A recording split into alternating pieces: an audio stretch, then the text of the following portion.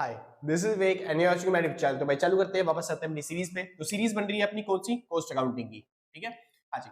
चाहे आप BCom programme में हो, चाहे आप ऑनर्स में हो, वो मैटर नहीं करता। बस आपका जो सेमेस्टर है वो सेकंड, फोर्थ या फिर सिक्स्थ में से कोई सा एक होना चाहिए। अगर आप इस सेमेस्टर के बच्चे हो, आप आराम से इस सीरीज को देख सकते हो। ठीक है भाई, हाँ जी। अच्छा, इस बार जो सीबीसीएस के सिलेबस के हिसाब से जो नया आया ना भाई, एनईपी के हिसाब से जितने भी स्टूडेंट्स ने एडमिशन लिया था, नए सीरीज के हिसाब से जितने भी स्टूडेंट्स ने एडमिशन लिया था और हाल ही में जिनको बुक मिली है अभी फिलहाल, उनके सिलेबस में आप एक चीज नोटिस करोगे कि ये वाला जो चैप्टर है ना, तीसरा चैप्टर, वो सिलेबस में से काट रखा है। तीसरा चैप्टर है वो सिलेबस में से काट रखा है, मतलब कि मटेरियल कॉस्टिंग। और इसके बाद वाला जो चैप्टर है, चैप्टर नंबर 4, वो भी आपके सिलेबस में नहीं है। चैप्टर 3 और चैप्टर 4 आपके सिलेबस में नहीं है। मतलब कि मटेरियल कॉस्टिंग और इसके बाद वाला जो चैप्टर है, क्या बोलते हैं, है कौन सा टॉपिक वो मैं भूल गया, जिसके अंदर लीफो फीफो मेथड आपको सिखाया जाता है। हाँ, प्राइसिंग वाला। ठीक है, यानी कॉस्ट प्राइस निकालना, क्या बोलते हैं, क्लोजिंग स्टॉक का प्राइस निकालना, वो वाला जो चैप्टर है आपके सिलेबस में से, वो चैप्टर भी काट रखा है। यानी तीसरे चैप्टर के नाम पे आपको दे रखा होगा बस खाली जॉब कॉस्टिंग निकालना। ठीक है, जॉब कॉस्टिंग करना। तो फिलहाल सीधी बात, मेरे को तो करवाना सबके हिसाब से पड़ेगा। एक सेकेंड भाई, हाँ जी। तो करवाना तो मेरे को सबके हिसाब से पड़ेगा। तो इस वजह से आपको ना, मतलब कि तीसरा चैप्टर आप चाहो तो छोड़ सकते हो, ये जो मटेरियल कॉस्टिंग वाला चल रहा है, और चौथा चैप्टर छोड़ सकते हो आप आराम से। इसके बाद जो चैप्टर नंबर 5 बनेगा जॉब कॉस्टिंग वाला, वो आप सीधा तरीके से तैयार कर सकते हो। ठीक है, तो तीसरा चैप्टर आपके लिए नहीं है। ठीक है, लेकिन जो बाकी यूनिवर्सिटी के बच्चे हैं, जैसे कि रेगुलर के बच्चे हो गए, बाकी सब्जेक्ट्स के बच्चे हो गए, तो फिर उन सबके लिए जॉब कॉस्टिंग, मतलब मटेरियल कॉस्टिंग भी है, जॉब कॉस्टिंग भी है, सब चीज है। और ये वाला चैप्टर बहुत ज्यादा इंपॉर्टेंट हुआ करता था भाई। तो आगे चल के पता नहीं आपके सिलेबस में दे दे क्वेश्चन या फिर ना दे। मैं तो कहूंगा कि आप भी एक बार ट्राई कर लो, क्योंकि एग्जाम में है तो ना टाइम। तो अगर टाइम है एग्जाम में, तो करते रहो फिर आप इससे तैयारी। ठीक है, हाँ जी, शुरू करते हैं फिलहाल, क्योंकि ये वाला चैप्टर मोस्ट इंपोर्टेंट होता था भाई पहले। तो चैप्टर का नाम है अकाउंटिंग फॉर मटेरियल कॉस्टिंग। ठीक है भाई, तो इस बार हम मटेरियल कॉस्टिंग की सीखेंगे कि मटेरियल का जो प्राइस है वो कैसे कैलकुलेट किया जाता है, मटेरियल की कॉस्टिंग कैसे कैलकुलेट की जाती है। सिंपल, बेसिकली ये सब्जेक्ट है। सिंपल, शुरू करते हैं। शुरू करने से पहले अगर किसी को नोट्स परचेज करने हैं तो भाई इस नंबर पे कांटेक्ट करके नोट्स परचेज कर लेना। नंबर आपको दे रखा है 8059639586। सिंपल, हाँ जी, बहुत इजी तरीके से, बहुत ही मिनिमम अमाउंट में आपको नोट्स मिल जाएंगे। मुश्किल से 150 या 200 रुपए के होते हैं। आप आराम से जाओगे, कॉन्टेक्ट करोगे व्हाट्सएप पे, हाई करके मैसेज भेजोगे, तो आपको नोट्स मिल जाएंगे। सिंपल, ताकि आप अच्छे तरीके से पढ़ पाओ। चालू करते हैं, आते हैं अपने मटेरियल कॉस्टिंग पे। तो मटेरियल कॉस्टिंग के अंदर सर सबसे पहले पता होना चाहिए कि मटेरियल होता क्या है। तो मटेरियल कौन सा होता है? कोई भी सब्सटेंस जिससे आप कोई दूसरी चीज बना सकते हो, समझा है? उसको बोलते हैं मटेरियल। मटेरियल क्या होता है? ये सब्सटेंस दैट कैन मेक या फिर that can be used for making और डूइंग समथिंग। यानी कि कोई भी सब्सटेंस, कोई भी चीज, कोई भी धातु, कोई भी पदार्थ किसी दूसरे काम में करने के लिए या फिर उपयोग करने के हेतु क्या बोलते हैं, उपलब्ध हो जाता है, उसी को क्या बोलते हैं हम? Material costing. सिंपल सर, कोई दिक्कत नहीं ना। तो मटेरियल कॉस्टिंग क्या होती है? मतलब मटेरियल क्या होता है? मटेरियल कोई भी सब्सटेंस होता है जो कि यूज किया जाता है किसी और चीज को बनाने के लिए। बस एक सिंपल सा टॉपिक था और आपने कंप्लीट कर लिया। आगे चलते हैं, बात आती है मटेरियल कॉस्टिंग क्या होती है। In it involves planning, organizing and controlling the procurement, storage and usage of material so that achieve the objective of efficiency and economy. भाई थोड़ा सा क्या बोलते हैं मुंह में हो गया छाले, तो इस वजह से जबान लड़खड़ा रही है। ठीक है, आज आगे चलते हैं वापस। तो मटेरियल कॉस्टिंग क्या होती है? एक ऐसी प्रोसेस है जिसके अंदर हम प्लानिंग, कंट्रोलिंग और क्या बोलते हैं, ऑर्गेनाइजिंग, ये सब चीजें करते हैं। प्रोक्योरमेंट मतलब होता है संभालना, किसी चीज को बचा के रखना, स्टोरेज मतलब स्टोर करके रखना। ठीक है, हाँ जी, ये सब चीजें करते हैं किसके लिए? To achieve the objective of efficiency, मतलब जो अपने ऑब्जेक्टिव है वो एफिशिएंसी के हिसाब से अपनी पूरे हो जाए और अपनी इकोनॉमी के लिए भी बेस्ट रहे। सिंपल सर, कोई दिक्कत तो नहीं ना। यानी अपने ऑब्जेक्टिव को मिनिमम कॉस्ट पे पूरा करना ही क्या कहलाता है? Management, sorry, material costing. Material control, material control क्या होता है? मटेरियल कंट्रोल मतलब होता है एक ऐसी प्रोसेस जिसके अंदर हम क्या करते हैं, अपने ऑब्जेक्टिव को फुलफिल करते हैं, जो भी हमारी इकोनॉमी का ऑब्जेक्टिव है, और वो भी किस लिए? एफिशिएंटली। एफिशिएंटली मतलब क्या होता है? मतलब कि अपनी कॉस्ट को ध्यान में रखते हुए। देखो दो वर्ड आते हैं, एक वर्ड होता है एफिशिएंस और दूसरा वर्ड होता है इफेक्टिवनेस। इफेक्टिवनेस, तो इफेक्टिवनेस में बस ये इतना सा रखो, यहाँ पे आ रहा है टी। टी मतलब होता है टाइम। हम यहाँ पे प्रायोरिटाइज करेंगे इसको, टाइम को, यानी हमारा काम टाइम पे लग जाए। बेसिक से कि कॉस्ट कितनी भी ज्यादा लग जाए वो मैटर नहीं करता, मतलब कॉस्ट को ध्यान में रखेंगे, खाली टाइम को ध्यान पे रखेंगे। दूसरा एफिशिएंसी। एफिशिएंसी मतलब होता है सॉरी, आपको कॉस्ट को ध्यान में रखना है, आपको टाइम को ध्यान में नहीं रहना है। मतलब टाइम थोड़ा ज्यादा लग जाए कोई दिक्कत नहीं है, मगर आपकी कॉस्ट क्या आनी चाहिए? मिनिमलिस्टिक आनी चाहिए। सिंपल है ना। हाँ जी, तो हमको क्या करना है, अपनी इकोनॉमी के जितने भी गोल्स हैं उसको क्या बोलते हैं, फुलफिल करना है। अपनी ऑर्गेनाइजेशन के जितने भी गोल्स हैं उनको फुलफिल करना है, वो भी किस लिए, एफिशिएंटली, मतलब कि कॉस्ट को ध्यान में रखते हुए, सिंपल। और उस प्रोसेस को पूरा करने के लिए हम जो भी प्लानिंग करेंगे, जो भी ऑर्गेनाइजिंग करेंगे, जो भी कंट्रोलिंग करेंगे, जो भी स्टोरेज करेंगे, जो भी प्रोक्योरमेंट करेंगे, वो सारी चीजें क्या होंगी, प्लानिंग कर, मतलब मटेरियल कंट्रोल। सिंपल भाई। चलिए अब बात आती है भैया ये ऑब्जेक्टिव क्या है जिनको हम फुलफिल करना चाहते हैं मटेरियल कॉस्ट के साथ।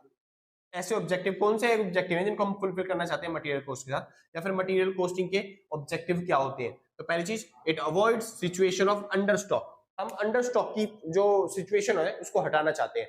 जैसे मान लो मेरा कोई बिजनेस है जिसमें मैं रॉ मटेरियल का यूज करता हूँ और फाइनल गुड्स बना के बेचता हूँ, सिंपल, ठीक है। लेकिन मान लो डिमांड इतनी ज्यादा थी कि मैं बना के सारा माल बेच चुका हूँ, मैं चाह रहा हूँ और माल बनाना, लेकिन मैं देख रहा हूँ मेरे पास तो स्टॉक ही नहीं बचा, समझ में। तो इसको बोलते हैं अंडर स्टॉकिंग। यानी मैंने जो माल खरीदा था, गलती किसकी है, बनाने वाला की, वो ज्यादा बना के बेच रहा है, नहीं। बिजनेस तो यही होता है कि ज्यादा बना के बेचो आराम से, है ना। गलती किसकी है, जिसने अच्छे तरीके से रॉ मटेरियल परचेज नहीं किया, समझे। हमारे पास स्टॉक की कमी पड़ गई, यानी कि उसने थोड़ा ही स्टॉक खरीदा बस खाली। इसको बोलते हैं प्रॉब्लम ऑफ अंडर स्टॉकिंग। और इसी प्रॉब्लम को दूर करने के लिए हम क्या करते हैं, मटेरियल कॉस्टिंग करते हैं, ताकि हमें पता चल जाए कि हमें एवरेज कितना माल खरीदना है, समझे। और मटेरियल कॉस्टिंग हेल्प भी करती है to avoid the situation of over costing. अब ओवर कोस्टिंग भी अगर कर दोगे, यानी कि अगर माल ज्यादा भी अपने पास रखोगे, तब भी आपके लिए प्रॉब्लम हो जाएगी, क्योंकि खामा खामे वो पड़ा रहेगा, उसकी कैरिंग कॉस्ट अलग से लगेगी, उसकी ऑर्डरिंग कॉस्ट अलग से लगेगी, समझे। बहुत सारी कॉस्ट होती है, एडिशनल कॉस्ट उस पर लगेगी, डेप्रिसिएशन उस पर लग जाएगा, सिंपल ना भाई। हाँ जी, तो ओवर स्टॉक अगर आप खरीद लेते हो, ज्यादा स्टॉक खरीद लेते हो, तो वो भी खराब होएगा। तो इस वजह से मटेरियल कॉस्टिंग आपको बताती है इकोनॉमिक ऑर्डर क्वांटिटी, यानी कि एक एवरेज क्वांटिटी कितनी ली जाए, ताकि आप अच्छे तरीके से क्या कर सको, अपनी जो स्टॉक है या फिर जो अपना प्रोसीजर है, पूरा पूरा प्रोसेस जो मेकिंग की, वो कंप्लीट कर सको, समझ में आया। हाँ जी, ना तो स्टॉक ज्यादा थोड़ा होना चाहिए और ना ही स्टॉक ज्यादा हो जाना चाहिए, सिंपल। आगे चलते हैं, store of the required quantity. Store of the required quantity, material costing आपको बताती है आपको जितनी भी क्वांटिटी चाहिए उसको किस तरीके से स्टोर किया जाए, कहाँ पे स्टोर किया जाए, और क्या बोलते हैं कितनी अमाउंट में, कितनी क्वांटिटी के अंदर आपको स्टोर करना चाहिए, मतलब कितनी क्वांटिटी आपको परचेज करके स्टोर करनी है, उसको भी क्या कौन बताती है, मटेरियल कॉस्टिंग। और जो स्टोरिंग मतलब की जो क्वांटिटी है, स्टोरिंग क्वांटिटी पे जो चार्जेस लगते हैं, जिसे हम बोलते हैं ordering charge, sorry carrying cost बोलते हैं, सॉरी, हाँ जी, जिसे हम बोलते हैं कैरिंग कॉस्ट, वो भी कौन कैलकुलेट करवाती है, वो भी कैलकुलेट करवाएगी आपकी मटेरियल कॉस्टिंग, सिंपल सर। आगे चलते हैं, to minimize the cost, cost को मिनिमाइज करने के लिए हम क्या सीखते हैं, मटेरियल कॉस्टिंग। क्योंकि देखो मटेरियल जो होता है ना, किसी भी कॉस्ट का या फिर किसी भी प्रोडक्ट का एक मेन इंग्रेडिएंट होता है। बाकी कॉस्ट तो फिर भी हम देख लेंगे, लेकिन मटेरियल की अगर हमने कॉस्ट कम कर ली ना, यानी कि जो सामान खरीद रहे हैं, अगर हम रॉ मटेरियल ही सस्ते में खरीद के ले आए, तो आपकी कॉस्ट सबसे ज्यादा मिनिमम हो सकती है। तो मटेरियल कॉस्ट जो होता है वो हेल्प करता है मटेरियल कॉस्ट को मिनिमाइज करने में, ठीक है भाई। हाँ जी, to avoid wastage, material cost क्या करता है, हेल्प करता है वेस्टेज अवॉइड करने में। जो वेस्ट होता है, यानी कि जो ज्यादा माल खराब होते हैं हमारे, उन खराब को क्या बोलते हैं, ज्यादा खराब ना किया जाए, या फिर उसको कहीं और पे यूज कर सकते हैं। तो ये सब चीजें बताने में कौन हेल्प करता है, मटेरियल कॉस्टिंग, सिंपल।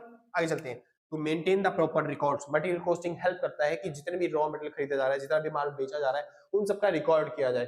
क्योंकि आगे चल के हम चैप्टर पढ़ेंगे, मतलब अगला चैप्टर जो है वो है कौन सा, ये वाला परपेचुअल मेथड, और इन सबका मेथड है जिसके अंदर हम प्राइसिंग निकालेंगे, यानी कॉस्ट निकालेंगे, जो भी आपका क्लोजिंग स्टॉक होगा उसका। तो उस टाइम पे हेल्प करेगा मटेरियल कॉस्टिंग, किसमें, मेंटेन करने में, प्रॉपर रिकॉर्ड को मेंटेन करने में वो हेल्प करता है मटेरियल कॉस्टिंग, क्योंकि उसी हेल्प से हम LIFO मेथड और FIFO मेथड का यूज करेंगे और मटेरियल कॉस्टिंग को रिकॉर्ड करेंगे।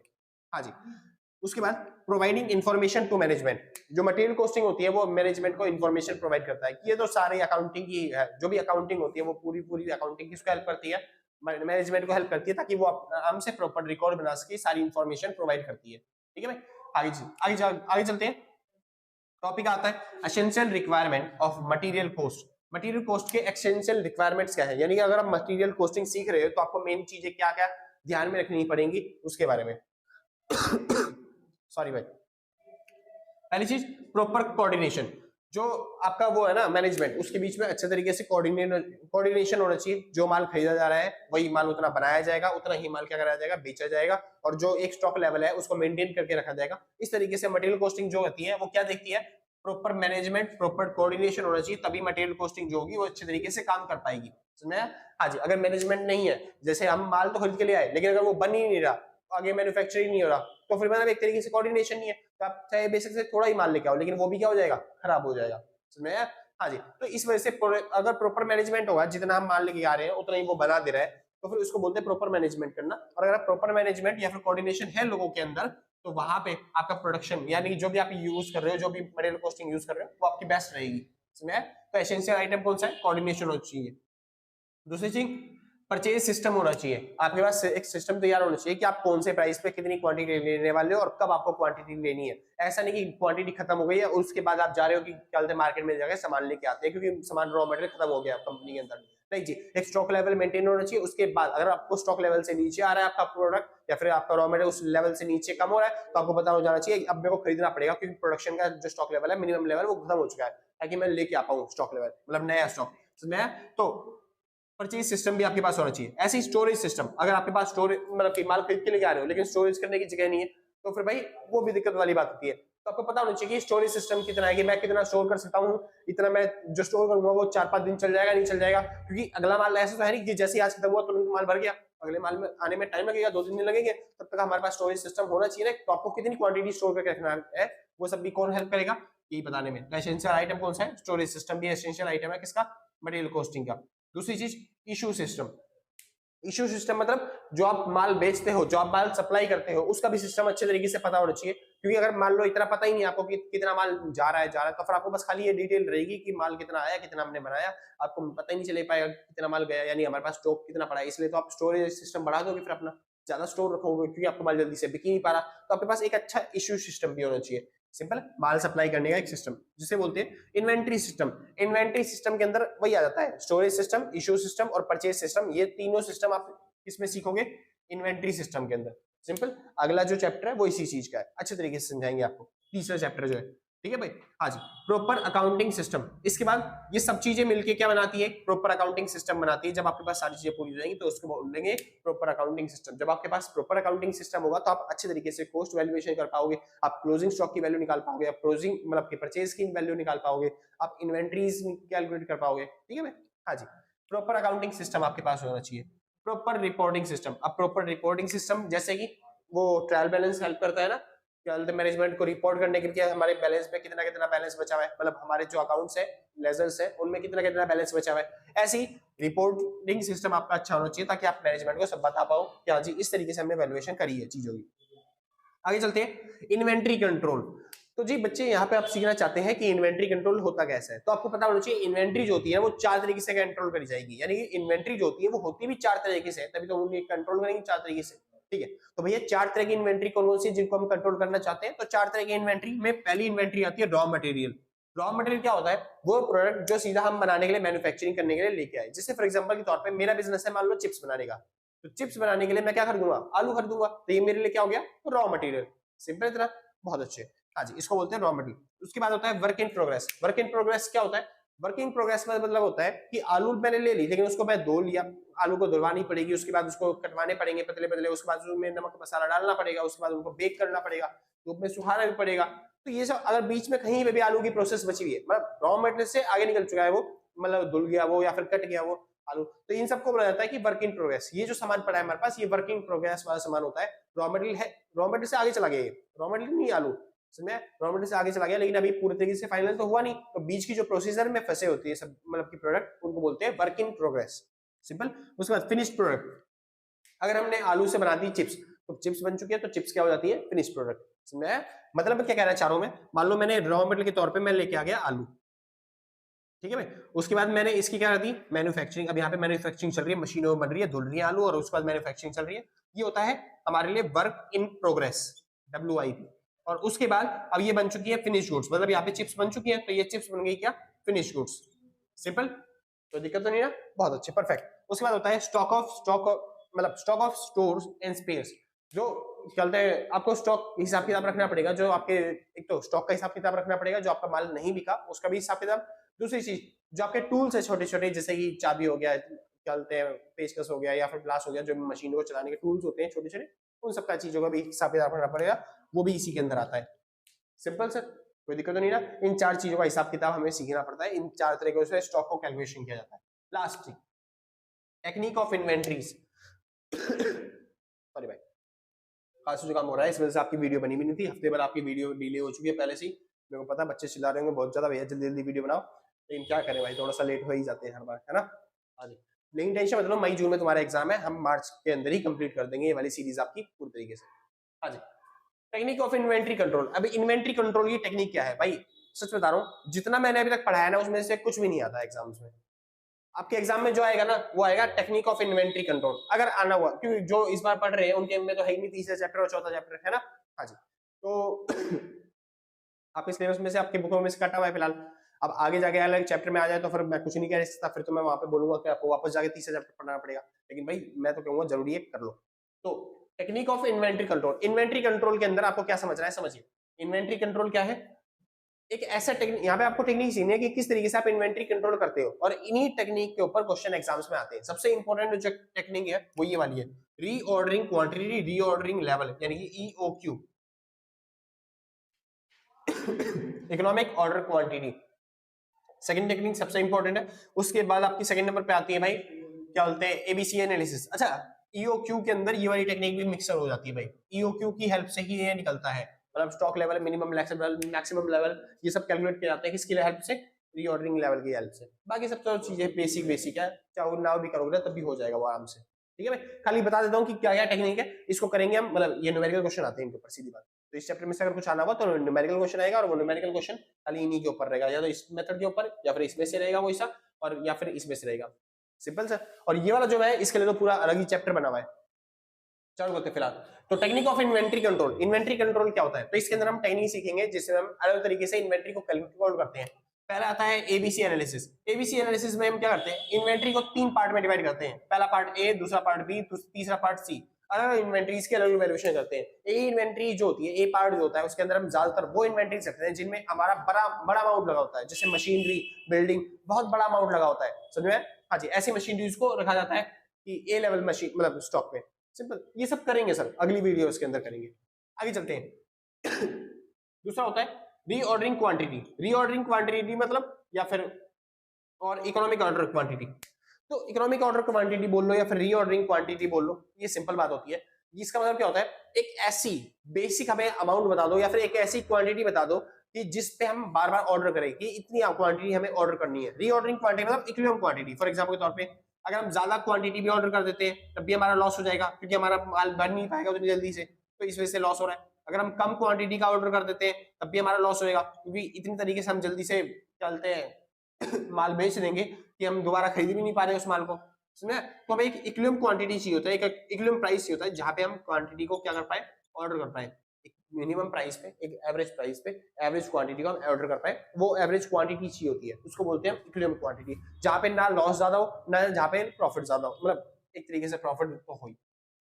ठीक है भाई, हाँ जी, जिसके अंदर कंसेप्ट आते हैं, इसको टॉपिक को अगली वीडियो में करने वाले हैं भाई। ठीक है, आगे चलते हैं।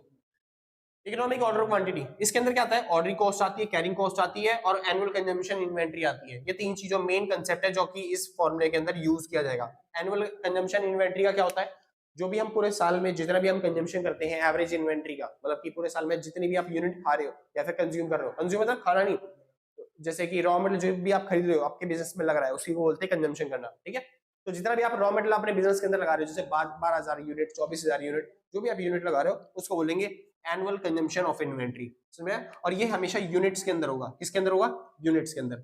सिंपल भाई, प्राइस से मल्टीप्लाई मत करना, खाली यूनिट्स के अंदर होता है यहाँ पे। उसके बाद कैरिंग कॉस्ट। कैरिंग कॉस्ट क्या होता है, कैरिंग कॉस्ट ये होता है पर यूनिट के हिसाब से निकाला जाता है। और कैरिंग कॉस्ट, कोई सामान आपने खरीदा उसको रखोगे अपने पास, तो रखने पे भी तो कुछ ना कुछ भाड़ा देना पड़ेगा उससे, जब गएगा, है ना भाई, तो उसको बोला जाता है कैरिंग कॉस्ट। तो कैरिंग कॉस्ट क्या पड़ रही है उसके हिसाब से भी, और ये कैसे निकलता है, ये निकलता है पर यूनिट के हिसाब से, कैरिंग कॉस्ट।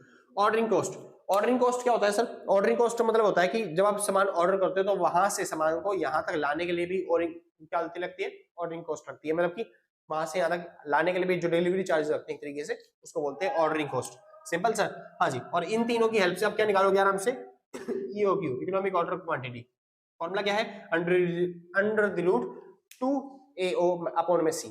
सिंपल सर, इस तरीके से निकालोगे। अगले चैप्टर में, अगली वीडियो में सीखेंगे इसी के ऊपर भाई, पूरे चैप्टर ही, मतलब अगली वीडियो जो होगी मेनली इसके ऊपर और इसके ऊपर रहने वाली है, क्योंकि ये मोस्ट इंपॉर्टेंट है, एग्जाम में आएगा ही आएगा। अगर आपका चैप्टर ये वाला आ रहा है तो ये वाला टॉपिक पक्का आएगा, गारंटेड, फिक्स, और 6 से 8 नंबर क्वेश्चन फिक्स है। हाँ जी, आगे चलते हैं। अगला इन्वेंट्री टर्नओवर। तो इन्वेंट्री टर्नओवर आपने पहले से सीख रखा होगा, अगर आप गलती से 11वीं 12वीं पढ़ के आए हो 12वीं क्लास सॉरी, तो उसके अंदर एक फाइनेंशियल अकाउंटिंग नाम की बाकी बुक थी, उसके अंदर रेशियो वाला चैप्टर था, रेशियो वाले चैप्टर में आपने पढ़ा होगा इन्वेंट्री टर्नओवर रेशियो और ये सब चीजें है ना। हाँ जी, तो वो सब चीजें हम सीखेंगे। फिर दोबारा यहाँ पे निकालना कॉस्ट ऑफ गुड्स सोल्ड की हेल्प से, cost of goods sold upon में एवरेज इन्वेंट्री, ये सब चीजें सीखोगे सर निकालना। गला थोड़ा खराब हो रहा है भाई आज, ठीक है। प्रॉपर परचेज चलते हैं प्रोसीजर, हम यहाँ पे सीखेंगे कैसे परचेज किया जाता है, उसका प्रोसीजर क्या होता है, कैसे इनवॉइस या फिर कैसे मेमो लिया जाता है, वो सब चीजें इसके अंदर सीखोगे। स्टोरेज प्रोसीजर, कैसे कहाँ पे स्टोर करते हैं सामान को, वो प्रोसीजर भी हम सीखेंगे इसके अंदर। उसके बाद प्रॉपर इशू प्रोसीजर, यानी कि माल को कैसे इशू किया जाता है, सेल कैसे करती है, उसका प्रोसीजर भी हमें यहीं पे सीखना है, ठीक है भाई। उसके बाद two bin system, two bin system मतलब जो रॉ मटेरियल निकलता है उसको कैसे दोबारा से यूज कर सकते हैं, या सॉरी क्या बोल रहा हूँ, जो वेस्ट निकलता है उसको दोबारा से कैसे यूज कर सकते हैं, या फिर जो वेस्ट निकलता है उसको कैसे डिस्पोज करना है, उसको क्या बोलते हैं, टू बीन सिस्टम, जो कि हम सीखेंगे आगे चल के। उसके बाद use of perpetual inventory record and continuous stock verification, ये इंपॉर्टेंट टॉपिक है जिसके लिए मतलब कि चौथा चैप्टर बना रखा है। तीसरा चैप्टर और चौथा चैप्टर मटेरियल कॉस्टिंग आपके इस फिलहाल सिलेबस में नहीं थी, मैंने बता दिया। अगर आपके सिलेबस में होती तो मैं पक्का करवाता, मतलब पक्का बोलता कि आप कर लो, लेकिन आपकी सिलेबस में है नहीं तो इस वजह से मैं कुछ कर नहीं सकता। एक बार बुक चेक कर लेना अच्छी तरीके से, आपके बुक में है तो करनी पड़ेगी, समझ में आया भाई। क्योंकि 10 से नंबर 10-12 नंबर ये वाला टॉपिक दे देगा, और उसके बाद ये वाला टॉपिक जो है इसके लिए अलग चैप्टर है ही है, उसके अंदर भी लगभग आपको 6 या 8 नंबर क्वेश्चन इसका भी आता है, तो 16 नंबर तो आपके इसी के हो जाएंगे बस खाली, अगर आप ये कर लो। और बहुत सिंपल है सर, ज्यादा मुश्किल है भी नहीं, न्यूमेरिकल आएंगे, आप आराम से प्यार से करोगे इस टॉपिक, ठीक है भाई। हाँ जी, इसके अंदर हम लीफो फीफो मेथड सीखते हैं जो आपने पहले से सीख रखा होगा और पहले से करते आ रहे हो। और जो सीए के बच्चे जिन्होंने कॉस्ट अकाउंटिंग पढ़ ली होगी सीए इंटरमीडिएट के अंदर, ठीक है, इंटरमीडिएट, हाँ वही पहले सेशन में आ जाती है शायद से, है ना भाई, तो उन्होंने तो कर भी लिया हो ये ऑर्डरिंग कॉस्ट और क्या बोलते हैं ये सब चीजें, लीफो फीफो मेथड, ठीक है भाई। हाँ जी, तो ये टॉपिक जो है ये सारा न्यूमेरिकल का प्रोसीजर या टेक्निक्स है, जिस तरीके से हम क्या बोलते हैं क्वांटिटी निकालेंगे या फिर क्वांटिटी बताएंगे कि मिनिमम आपकी ऑर्डरिंग क्वांटिटी क्या होनी चाहिए, या फिर क्लोजिंग स्टॉक निकालने की वैल्यूएशन करेंगे, वो सारी चीजें टेक्निक्स है यहाँ पे, सिंपल सा। और ये चीज है सारी की सारी टेक्निक हम सीखेंगे अगली वीडियो में, इस वाली वीडियो में नहीं, ये खाली थ्योरी की वीडियो थी, समझ गया। हाँ जी, इसमें से जो इंपॉर्टेंट है थोड़ा बहुत वो खाली ये वाला टॉपिक इंपॉर्टेंट है, इसके अलावा मेरे हिसाब से भाई कुछ भी इंपॉर्टेंट नहीं है। तो आज के लिए बस तो नहीं, मिलते हैं कल सेम टाइम सेम जगह अगले दिन। और अच्छा एक सेकंड वेट रुकना, हाँ अगर आपको वीडियो अच्छी लग रही है तो लाइक से सब्सक्राइब करके पक्का जाना। और क्या बोलते हैं अगर आपने पहले से कर रखा है तो सच बता रहा हूँ भाई साहब, इतनी खुशी मिलती है ना कि बस गुस्सा आ जाता है कि फोन गायब कर देते हैं बार बार, ठीक है भाई। तो अगर आपने पहले से कर रखा है तो सच बता रहा हूँ, दिल से, कलेजे से, गुर्दों से, फेफड़ों से, शरीर के अंग से थैंक यू आपको, ठीक है। और आपने नहीं करा तो कोई बात नहीं, आराम से कर दियो, अरे कोई बात नहीं आराम से कर दियो, कोई आफत नहीं आ रही, हम भी आप ये मिलते हैं आपके एग्जाम के बाद। हाँ भाई, अगर किसी को नोट्स परचेज करने हैं तो इस नंबर पर कांटेक्ट करके नोट्स परचेज कर सकते हो, ठीक है। तो आज के लिए बस इतना ही, मिलते हैं कल सेम टाइम सेम जगह, और टाटा बाय बाय।